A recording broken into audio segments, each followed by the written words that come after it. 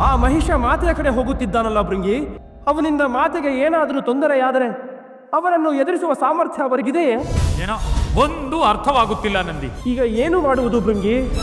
ಶಿವನು ಧ್ಯಾನದಲ್ಲಿದ್ದಾನೆ. ಧ್ಯಾನದಲ್ಲೇ ಎಲ್ಲವೂ ತಿಳಿಯಬೇಕಿತ್ತು. ಶಿವ ಸುಮ್ಮನೆ ಕುಳಿತಿದ್ದಾನೆ ಎಂದರೆ ಯಾವ ಸಮಸ್ಯೆಯೂ ಇಲ್ಲವೇನೋ. ಆದರೂ ಒಮ್ಮೆ ಎಚ್ಚರಿಸೋಣ. ಅವನ ಗಮನ ಬೇರೆ ಕಡೆ ಇದ್ದರೆ ಕೆಲವೊಮ್ಮೆ ಭಕ್ತರ ಮೊರೆ ಕೇಳುತ್ತಾ ತನ್ನದೇ ಲೋಕದಲ್ಲಿರುತ್ತಾನೆ. ಈಗಲೂ ಹಾಗೇ ಆದರೆ